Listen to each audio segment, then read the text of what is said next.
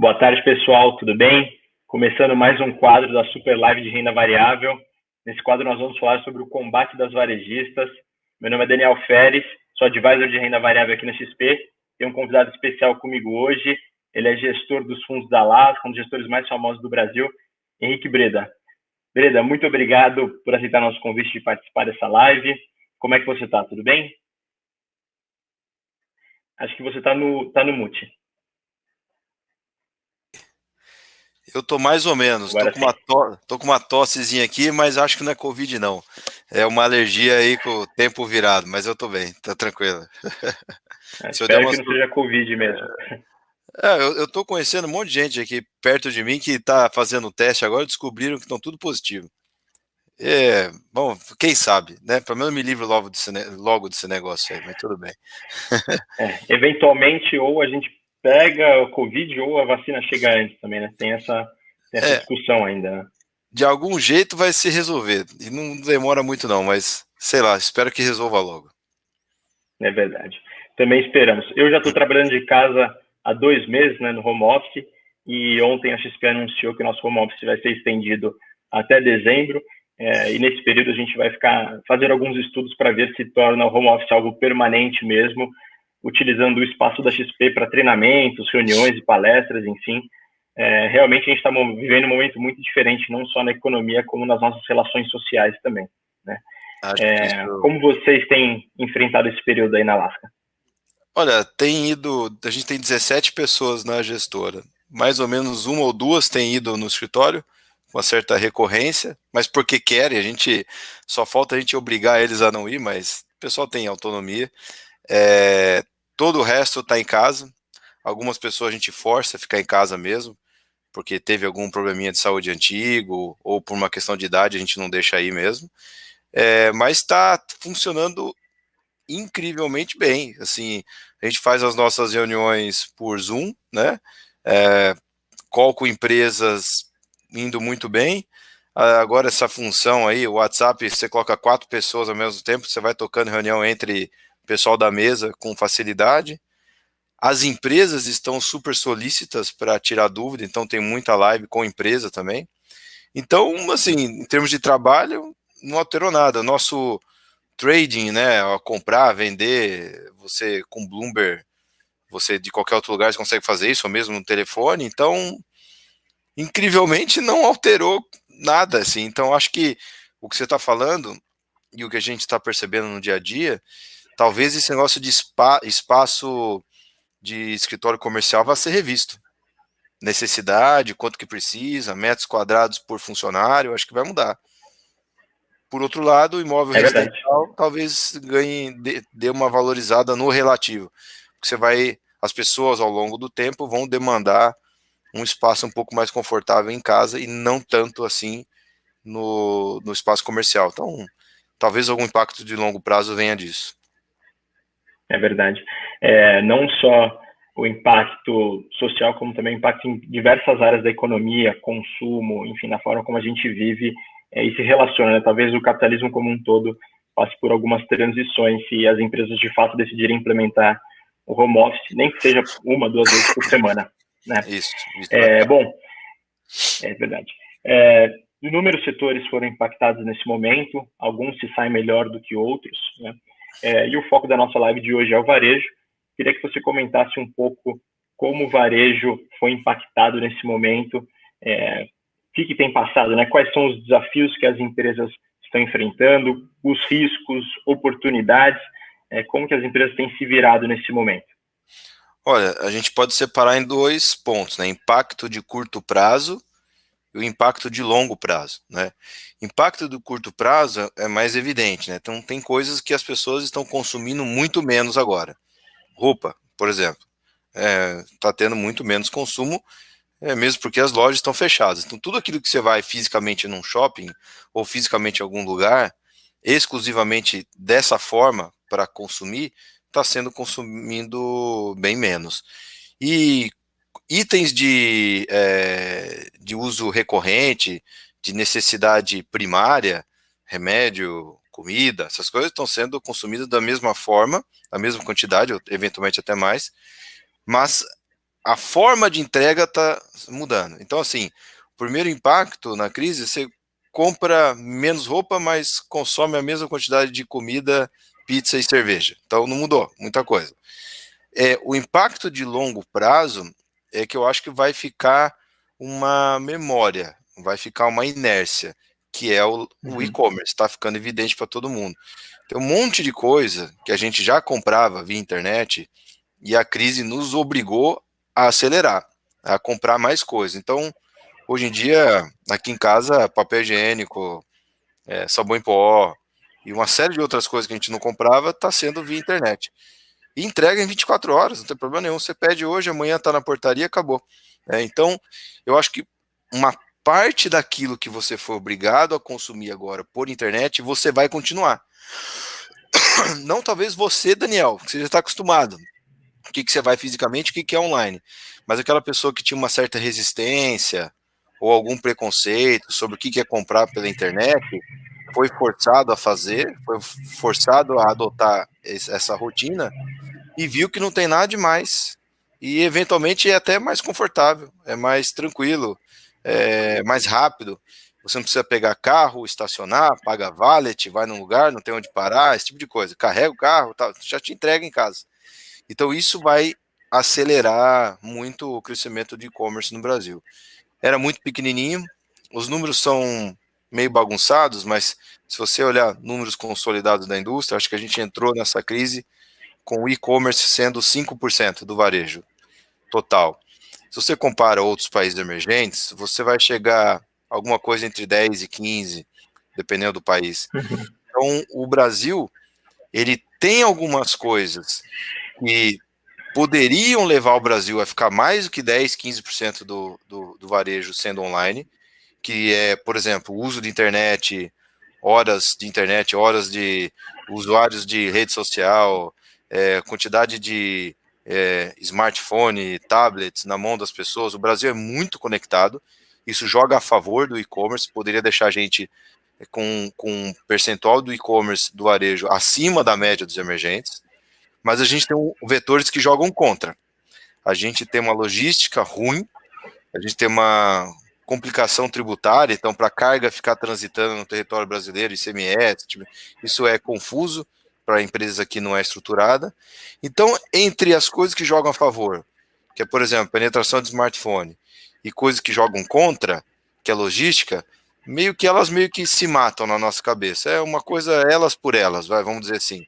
Então daria para ter 10 a 15% do e-commerce no varejo eletrônico. Isso torna o setor extremamente interessante, porque o bolo cresce muito. Eu vejo muita discussão sobre concorrência da Magalu, com a Mercado Livre, com a B2W. Esse não é o assunto. Isso seria um assunto muito importante se fosse um mercado consolidado, apertado, que não cresce mais, é um grande jogo de rouba-monte. Aí tudo bem, o foco é na competição, player a player. Só que o mercado cresce muito. A concorrência não é entre Via Varejo e Magalu. A concorrência é entre a Via Varejo, Magalu e B2W contra o resto do varejo que não se adaptou, que não foi para a rede, que não tem venda online. Esse cara que tem uma lojinha na rua, esse cara é o coitado, porque ele toma a concorrência do shopping. Imagina só, nos Estados Unidos discutem a viabilidade do shopping. No Brasil, o shopping é uma vantagem.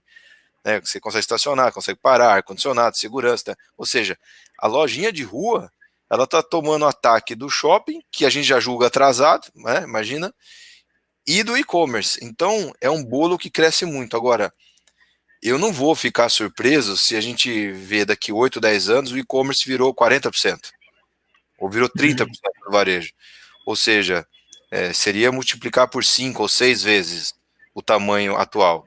Então, se você imaginar que o varejo no Brasil ele cresce mais que o PIB, ou o PIB mais alguma coisa, se você imaginar, vamos imaginar um PIB fraquinho, né? O Brasil não está com essa bola toda, imagina 10 anos de PIB 1,5 a 2.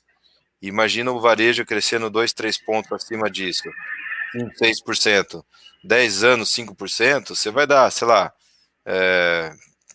pode dar quase 100% no compounding. E você dobra o tamanho do mercado e o e-commerce sai de 5% para 15%, você dobra e multiplica por 3, você dá 6 vezes. É muita coisa. Então, que setor no Brasil pode multiplicar por 6 ou 7 em 10 anos? Né? Setor bancário? Difícil.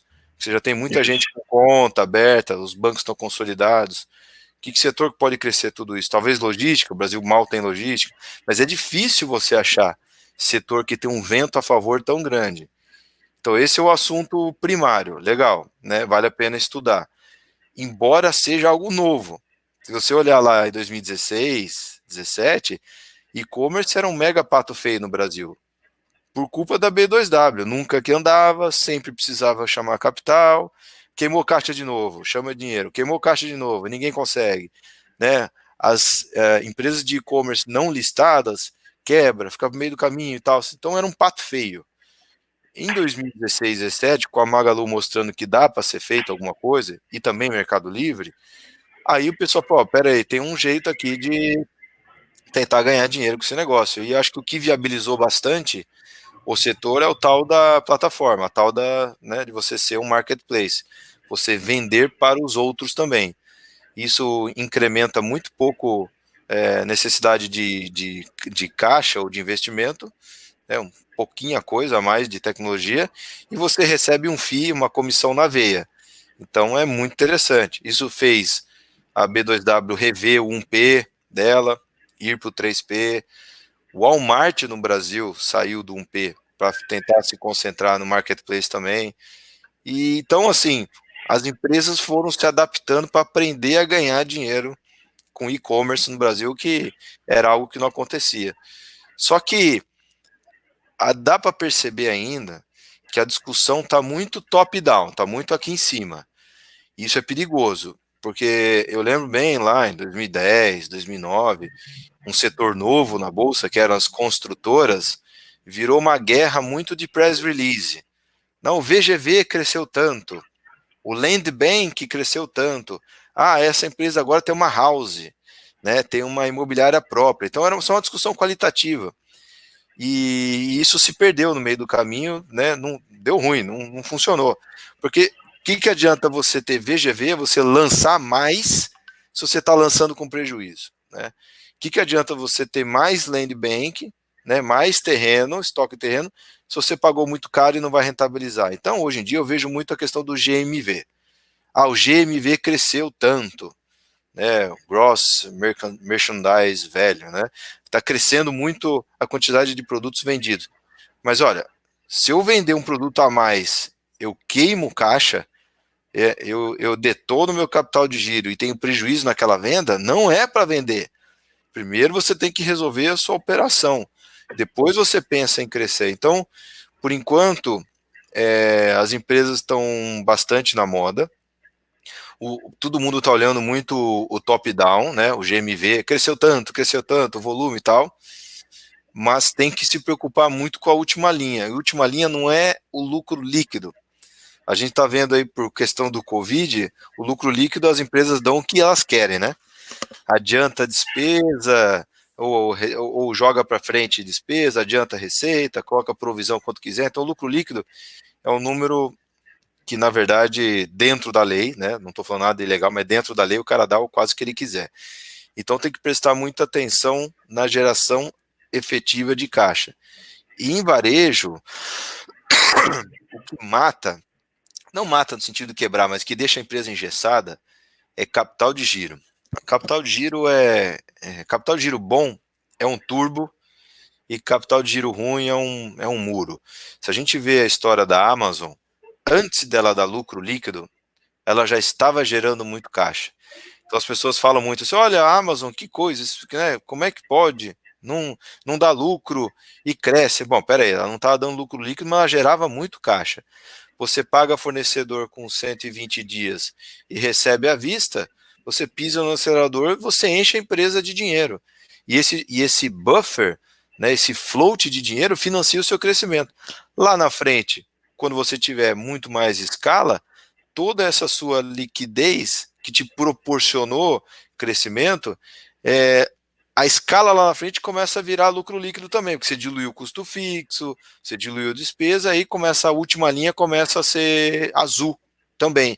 E aí, se você esperou dar lucro líquido para comprar, você perdeu uma mega do mandado. Então, e pode acontecer o contrário. A empresa, né, estica e puxa tudo que ela pode no demonstrativo de resultado e faz dar um lucro líquido. Mas aí você vai lá no caixa diminuiu.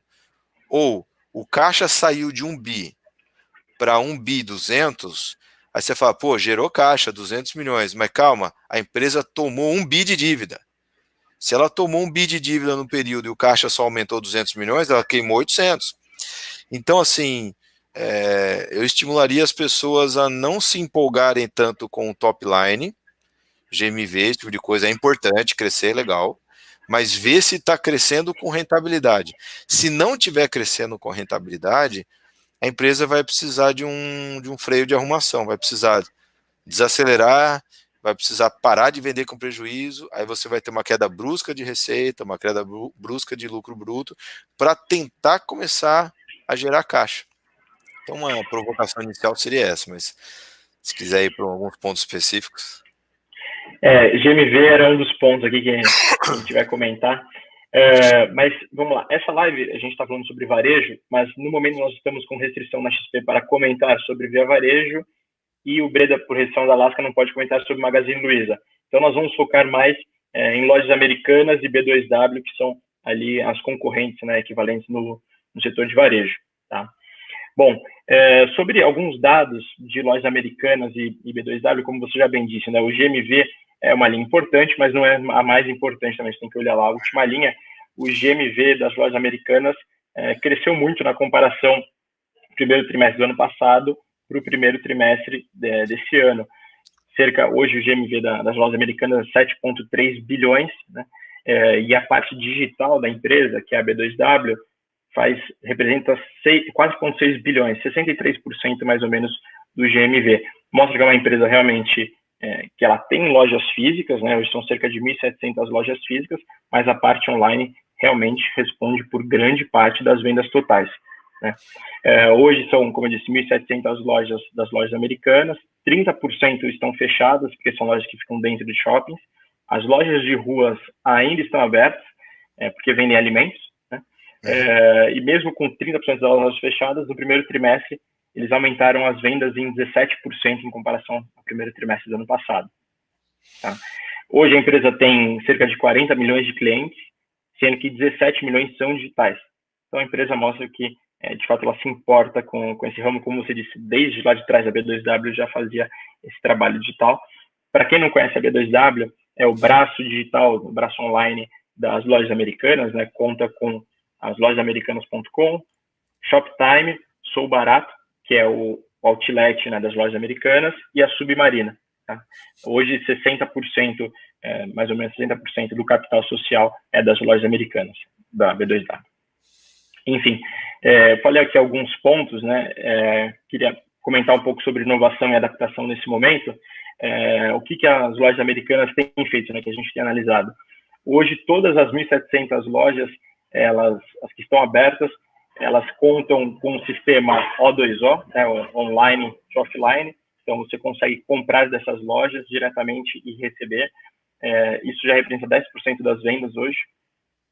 Pelo WhatsApp, eles habilitaram há 30 dias atrás, vendas pelo WhatsApp, já venderam mais de 400 mil pedidos, 1.300 lojas com drive-thru. Então, a gente vê que a empresa tem se mexido bastante nesse quesito de inovação e como se adaptar ao coronavírus, né? Eu acho que, como você já mencionou, uma das formas de você sobreviver é se adaptar, de fato, ao comércio online, né? E, sem dúvida, o marketplace hoje é necessário para quem quer crescer no varejo mesmo. 60% do resultado da B2W vem de marketplace. Eles têm cerca de 55 mil afiliados, né? 55 mil pequenos negócios que utilizam a plataforma da B2W para vender seus produtos. Isso já representa 60% das vendas da B2W, sem dúvida é um canal muito importante. Eu queria entender um pouco melhor, Breda, quando todas as empresas nesse momento têm tomado atitudes muito rápidas, né? Estão buscando forma de se adaptar. Outro ponto interessante também, quando o governo anunciou o auxílio emergencial, a B2W, junto com a AMI, já habilitaram o seu aplicativo junto ao governo para o cidadão poder receber o dinheiro ali no aplicativo e já consumir direto, e ainda em troca ganha cashback, né? Mais uma forma inteligente de se adaptar. Como que as empresas conseguem se diferenciar e se destacar nesse setor? A gente tem visto que empresas de varejo online, por exemplo, o Mercado Livre, hoje o valor de mercado dele já é maior do que o próprio Itaú, né? 38 bilhões de dólares contra 35 do Itaú. Isso era inimaginável há um tempo atrás. Como essas empresas conseguem se destacar ainda mais? Tem algo que você veja que elas podem ter de crescimento nesse momento? Acho que assim, a grande diferença das empresas ao longo do tempo, eu vou falar do ponto de vista do consumidor, aí tem do ponto de vista do acionista. Do ponto de vista do consumidor, é uma mistura de experiência de compra com significado, né? Hoje em dia, isso está muito em voga, né? Experiência de compra é um negócio super amplo. Atendimento rápido, né? Comprou, recebe logo. A gente percebeu, né, estudando isso há muito tempo, o que o consumidor fala que ele valoriza não é necessariamente o que ele valoriza de verdade. Isso é parecido com pesquisa que você faz com funcionário nas companhias. Você pergunta assim, o que você acha, o que você gostaria de melhorar aqui no seu trabalho? O cara ia falar, salário, ganha muito pouco. Isso ele verbaliza. Ele coloca o ranking número 1 de prioridade ia ser o salário. Quando você faz uma pesquisa mais inteligente, de forma indireta, no cara, ele responde questionário, como ele se sente com isso, o que se sente com aquilo, o que deixa ele triste, né? Um dia, um negócio bacana que ele fez. Então ele vai preenchendo, no final, de forma indireta, você consegue ver o que ele realmente valoriza, né? E o que as pessoas realmente valorizam numa companhia, quando está trabalhando ali, é a autonomia. A autonomia vem na frente de salário. É de poder tomar decisão, poder ser reconhecido, poder decidir. Quando você faz a mesma coisa com consumidores, você vai obter dados semelhantes. Você pergunta assim, o que você acha bacana aqui? O que faz você comprar nessa empresa? Preço baixo. Quando você mexe nas variáveis, você vê que não. Se você baixa o preço, você converte muito menos venda do que se você baixar o prazo de entrega. Então, o prazo de entrega é muito mais importante para um varejista online do que preço. Então, a pessoa que está comprando por impulso, desejou aquele produto, quer receber no dia, em casa, ou no máximo amanhã. Então, isso faz parte da experiência de compra. Prazo, chegou o produto errado em casa, como ele faz para devolver? Se o varejista fala, vai no correio e devolve, putz, né? Não tem como ninguém vir aqui pegar, fazer um collect aqui, né? Então, você fazer a logística reversa, entregar no prazo, e caso tenha qualquer problema, a empresa já resolve, já devolve o dinheiro imediatamente e dá alguma solução bacana, tudo isso é o tal da experiência de compra. O significado é um negócio que a gente, ainda mais analista, gestor, a gente não dá muita bola, mas a gente vê na ponta final que isso é importante. A Amazon é muito ligada ao Jeff Bezos, né? Então a pessoa está comprando na Amazon, já lembra do Jeff Bezos, o cara, né, importante, inovador, assim como ter um Apple na mão, era quase que o cara ser um amigo virtual do Steve Jobs, né? Tem essas coisas. Isso é meio importante hoje em dia, isso para vários business, né? O Elon Musk, o cara da Tesla, nisso a Magazine explora muito bem isso. Na figura da Luísa Trajano, o filho dela está indo para a mesma linha. Eu acho que as empresas deverão ir para esse caminho. É uma forma de diferenciação também. Na cabeça do consumidor, é como se ele estivesse dando um dinheirinho, ajudando as causas daquele fundador, né? Então, nessa crise, por exemplo, você vê que várias empresas saíram com uma nota, uma percepção de marca muito melhor do que entraram.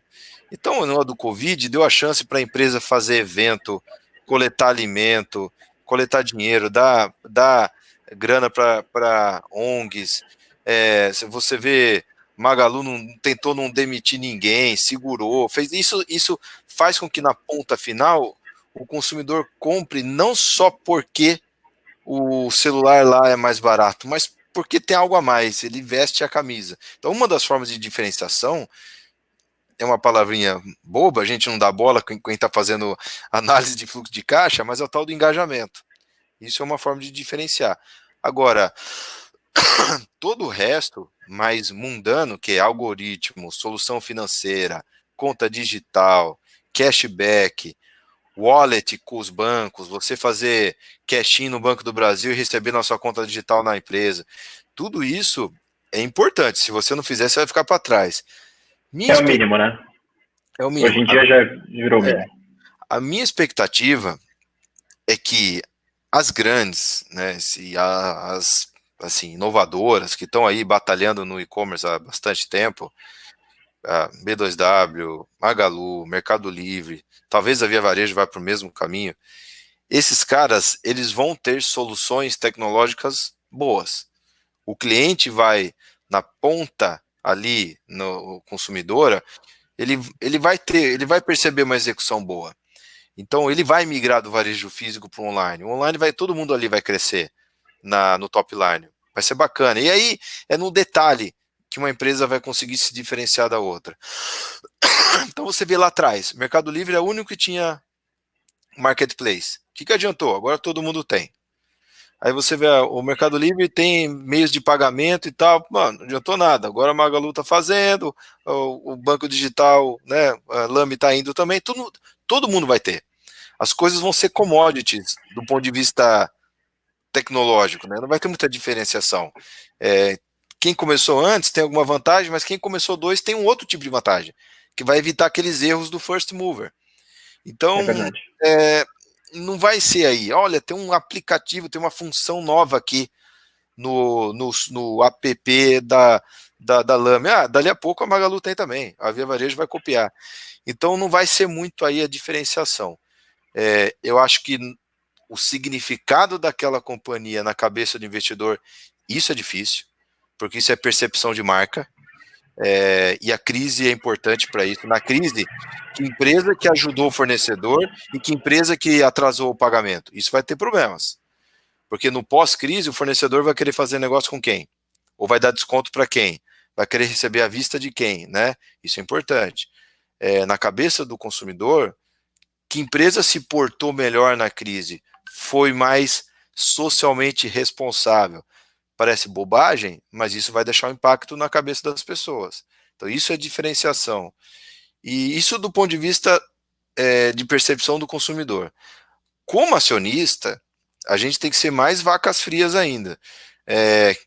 Geração de caixa. Não adianta se deixar seduzir por GMV, por uma nova tecnologia, se aquilo não está virando cash flow, né? Então aí a gente tem que, do lado da gestão, ver se toda a atmosfera em torno da companhia está levando ela para frente, percepção de marca, execução, aplicativo, crescimento, né? Disciplina com capital de giro, você tem que ver tudo isso. E medir tri a tri se aquilo que você imaginava que iria ser convertido em caixa está sendo convertido. Então, o nosso trabalho é de acompanhamento. A história é muito boa. E não parece ser uma história que é foguinho de palha. Porque a gente poderia estar inventando uma jabuticaba no Brasil, né? Setor de carro voador, né? Sei lá. E nenhum país do mundo tem.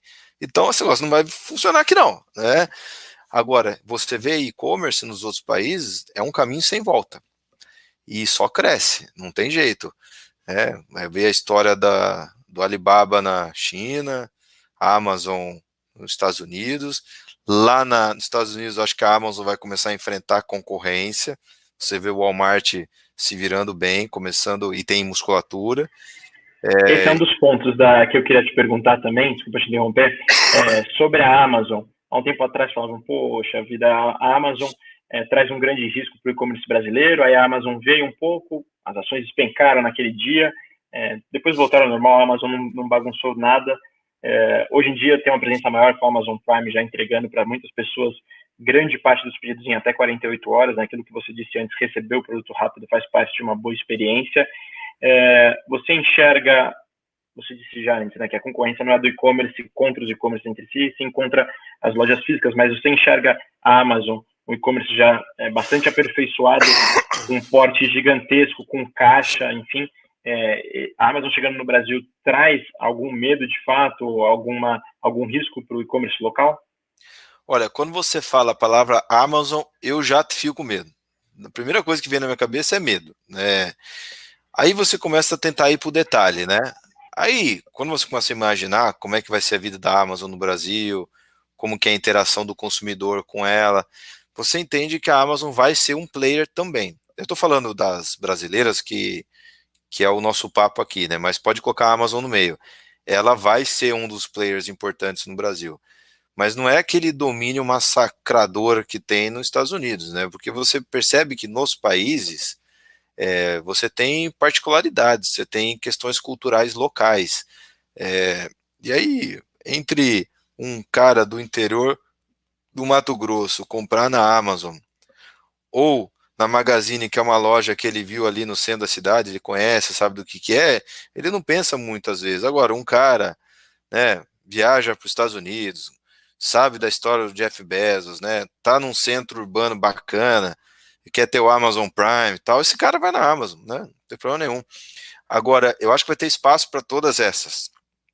E o que eu não acho é o que a Amazon vai ser um bicho-papão aqui no Brasil. Não vai. E vai ser o primeiro caso, né, ever, de uma empresa americana que vem num setor aqui no Brasil, dominado por players locais, e o player americano domina. Muito difícil. A Amazon não fez isso em outros países. Aqui no Brasil é mais difícil ainda.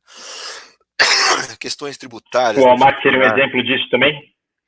O Walmart seria, mas eu não sei se daria para a gente usar totalmente esse exemplo, porque é um setor que também tomou muita pancada, né? O varejo físico e tal. Mas ele existe, né? O Pão de Açúcar está aí, Carrefour do Brasil está aí. Só que o Walmart, quando ele veio aqui no Brasil, depois ele começou a tomar muita pancada nos Estados Unidos também, da própria Amazon.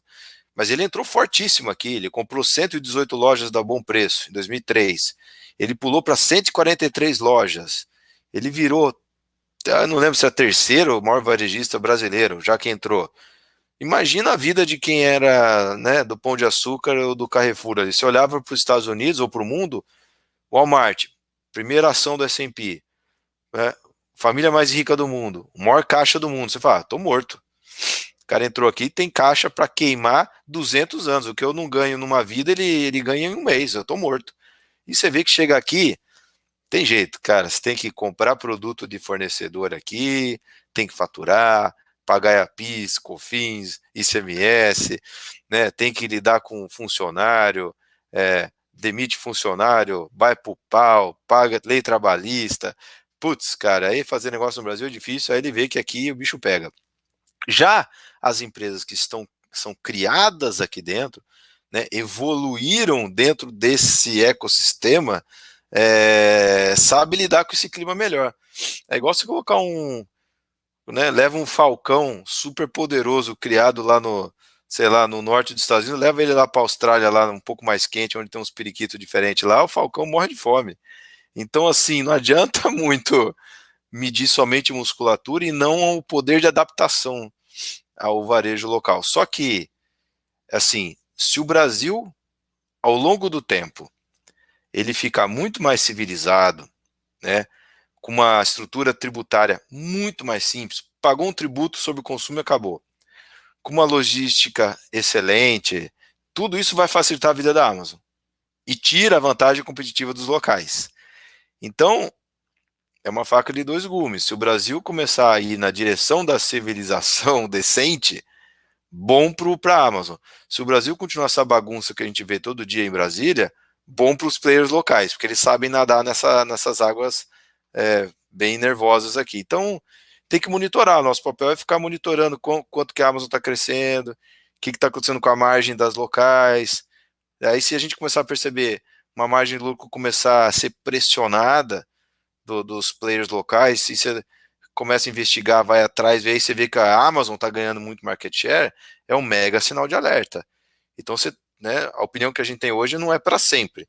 Então, tem que acompanhar. A princípio, eu acho que ela vai ser um player importante, vai ser top 5 no Brasil, mas não vai inviabilizar a vida da Via Varejo, da B2W, da Magalu. O problema delas é específico, o setor vai ajudar. Elas que vão ter que endereçar geração de caixa, conseguir crescer e tal. Bacana. Bom, você falou sobre alguns pontos, né, do cliente se identificar com a imagem ali da Luiza Trajano, no caso da Magazine Luiza, enfim, você sabe de quem você está comprando, tem aquela identidade. Eu queria te perguntar, como você faz gestão hoje? Quais são os critérios que você utiliza para avaliar uma empresa? Eu escuto você falando bastante nas lives que você olha bastante para a TIR, né? Eu queria que você explicasse para os telespectadores o que é a TIR que você fala e como você avalia a gestão, como você consegue precificar uma boa gestão para encontrar o preço de uma ação, se é o preço justo, se é aquilo que ela vale mesmo, ou se ela tem um bom desconto para você investir.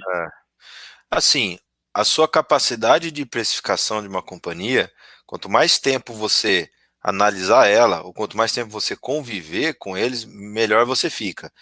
Então, a gente começou, a gente está restrito em Magazine, mas eu posso falar o que a gente fez lá atrás, né? Não é algo do passado. Entre a gente começar a analisar ela em junho de 15 e começar a comprar, que foi final de 15, foram 6 meses. Então a gente precisou de 6 meses para ter os primeiros números. E tudo que a gente imaginava para a companhia no final de 2015, não aconteceu nada. Veio tudo melhor do que a gente imaginava. Então nossa capacidade de previsão era péssima no começo. E isso não impediu a gente de investir. Basta você ter uma margem de segurança grande. E aí, ao longo do tempo, a gente sempre acompanha duas coisas. Isso funciona para qualquer empresa. Quem são as pessoas por detrás do negócio?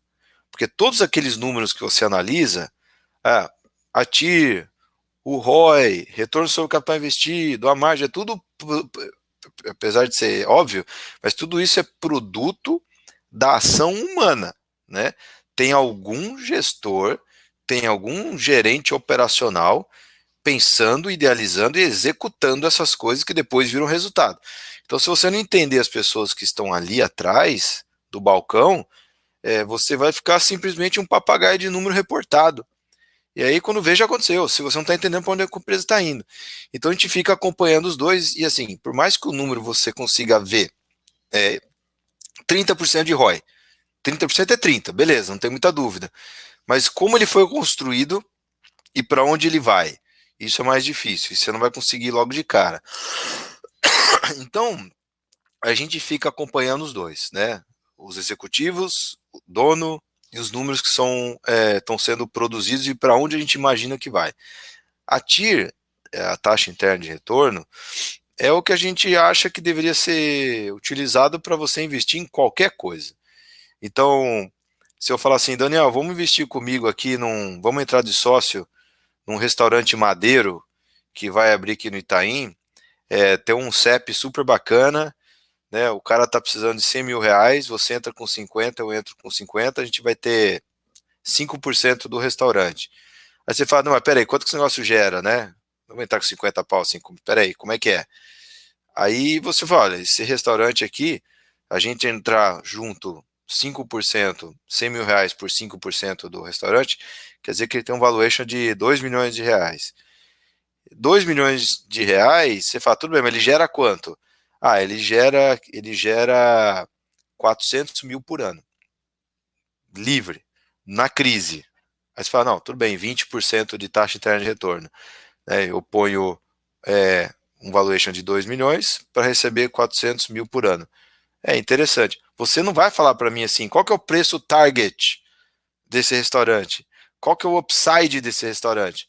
Não sei, não estou fazendo para vender. Se alguém bidar, alguém, né, vier com algum preço muito alto, a gente enfia no cara, mas sei lá qual que é o... Né, a gente vê a oferta depois, mas o fato é, dado o cash flow desse restaurante e dado o quanto você paga, você cristalizou uma taxa interna de retorno. Você vai ter 20% de TIR. Aí vamos supor, ele continua dando 400 mil por ano. Chega um cara no dia seguinte e fala, pago 4 milhões de valuation. Aí você vai pensar se vende ou não. A nossa parte pulou para 200 mil. Aí você pô 4 milhões na mão ou um fluxo de caixa de 400 mil por ano no Madeira. Acho que eu prefiro 4 milhões na mão. Prefiro, né, dar aqui os 200 mil, porque uma TIR de 10% num restaurante, daqui a pouco a galera vai querer só hambúrguer vegano, aí o Madeira não vai vender mais nada, tem um certo risco, aí você vende. Então, o que a gente faz com as empresas é exatamente a mesma coisa. Se eu pagar esse preço, dado o que a gente imagina que ele vai gerar de fluxo de caixa, qual que é a TIR? Se a TIR for boa, for alta, a gente paga. Se for baixa, a gente está fora. Depois que você entra, se o preço desaba e todo o resto está igual, a TIR aumentou. E você tem a opção, se você quiser, de comprar um pouco mais. Se você não quiser fazer nada, não faz nada. Depois que você comprou, se o preço disparou, a TIR despencou, e se despencou a ponto de não fazer mais sentido, você vende. Só que tem um negócio aí que é aí que entra o acompanhamento. Se você entrou no Madeiro, né? A gente entrou lá, pagamos juntos R$ 100.000 para ter um fluxo de caixa aí, um valuation de 2 milhões para ter um fluxo de caixa de 400 mil. Passa 6 meses e eu falo assim, Daniel, erramos. O fluxo de caixa desses caras aqui é 600 mil. Né, porque entrou uma nova batata frita aqui que está voando e todo mundo só pede esse negócio, está dando delivery. Aí a nossa parcela deu uma valorizada. Né? Se aparecer um cara oferecendo o dobro, deixa eu comprar essa participação de vocês por 200 mil. A gente fala, não, eu prefiro ainda ficar com o cash flow do que esse valor presente que você está me oferecendo. Então, a TIR, ela é sempre o número que liga o preço que você paga versus o fluxo de caixa que você vai receber no futuro, e é uma estimativa sua. Só que o fluxo de caixa no futuro pode melhorar. Você pode ter uma opinião melhor sobre o que vai vir no futuro, ou pior, entrou um novo concorrente, putz, abriu aqui um restaurante na frente aqui do Madeiro, ferrou, tá roubando todos os clientes. Então a gente tem que ficar acompanhando isso o tempo todo. Então é um negócio que fica movimentando o preço da ação e o que a gente imagina de fluxo de caixa lá na frente. O ideal, o santo graal, né, é você entrar numa empresa que tenha a capacidade de te surpreender, né, de gerar mais caixa ao longo dos anos, mais do que você imaginava. E como que isso vai ser possível? Se aquela turma ali dentro, aquele CEO, aquela cultura corporativa, aquele dono, aquele gerente de vendas, forem extremamente competentes. Né? Esses caras dão nó e pingo d'água e vêm com soluções para problemas que você nem ficou sabendo. Por isso que é importante as pessoas. Bacana. O retorno que o ativo pode entregar e a qualidade da gestão, sem dúvida, diferenciam a empresa. Né? Uma outra pergunta, estava dando uma olhada no portfólio da Alaska, né? Vocês têm Aliança Sonai, me corrija se eu estiver errado, e Magazine Luiza ainda. Né? A gente tem comentado bastante aqui, o e-commerce voltou com força, as empresas desabaram no começo, caíram 40%, 50%, e basicamente todas as empresas que têm e-commerce forte dispararam do final de março para cá. Né? Já os shoppings, como que os shoppings enxergam essa concorrência? Quais iniciativas o segmento tem tomado para conseguir não fechar as portas de vez? O que você enxerga? Por que você tem as duas ações na carteira? O que você enxerga? Primeiro é o preço, né? Se a Aliança Sonai tivesse R$ 100 por ação, a gente não ia ter, né? Então, o preço é importante, a TIR tá boa e tal. Mas vamos só focar na história. Shopping no Brasil, muita gente faz paralela com os Estados Unidos. Não, infelizmente não dá para fazer, né? Shopping no Brasil, ele é muito menos penetrado que nos Estados Unidos, menos que México e tal. Então tem pouco shopping no Brasil. E aí você faz ABL por habitante e tal. E o shopping no Brasil é uma solução urbana, né? Você estaciona, ar-condicionado, segurança, as coisas são limpas e tal. Só que um negócio bacana de você estudar nos shoppings no Brasil, é muito legal ver a história do Isaac Pérez, da Multiplan, porque ele é emblemático e reflete o que acontece com os outros também, no Guatemi, família Gereissati, Renato Rick na Aliança, é tudo análogo, mas como é mais antigo, o Isaac Pérez é legal de ver. Você vê que lá atrás, quando ele levou cinema para dentro dos shoppings, chamaram ele de louco. Esse cara ficou gagá, não é possível. Cinema foi feito para ser um lugar bacana, no centro, né? Não dentro de um shopping, um monte de parede. E hoje é impensável você ter shopping sem cinema. Ele inovou. Quando ele levou restaurantes de grife, né, alas gourmet dentro de shopping, principalmente no Shopping Morumbi, também a mesma coisa, onde já se viu colocar um restaurante bacana, de marca, dentro de um shopping, quem que vai? Hoje, Você vê os shoppings se adaptando, todos eles colocando uma ala gourmet. O último grande que eu vi foi da Aliança Sonae, o Parque Dom Pedro em Campinas, eles rasgaram um pedaço do shopping para colocar isso. Então você vê, ao longo da história, que os shoppings eles vão se adaptando. Então hoje em dia você vê shopping que tem uma faculdade anexa, o outro tem um laboratório de exame médico, e os shoppings, na verdade, se tiver gente circulando ou querendo dar uma passeada rápida, não pegar e viajar, o shopping está lá para servir essas pessoas. Se elas quiserem comer, vai ter comida. Se quiser se divertir, vai ter diversão. Se quiser simples. Hoje você vê, por exemplo, lojas que eram exclusivamente online estão desenvolvendo as suas versões físicas, que é showrooming, para poder o cliente ir lá pegar o produto, sentir peso, ver a textura. Então isso existe. O que a gente tem que acompanhar nos shoppings é aqueles executivos, aquele pessoal tem a mentalidade de inovação e adaptação, eles estão preocupados com o futuro, eles estão se adaptando, estão arrumando formas de remunerar aquele CEP. Se sim, ótimo. Se está parado no tempo, vai ficar um mausoléu.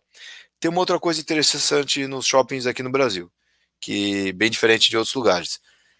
Na média, tirando o Shopping Iguatemi aqui em São Paulo, tá? Mas na média, os shoppings eles são novos, eles não são velhos, não tem 50 anos.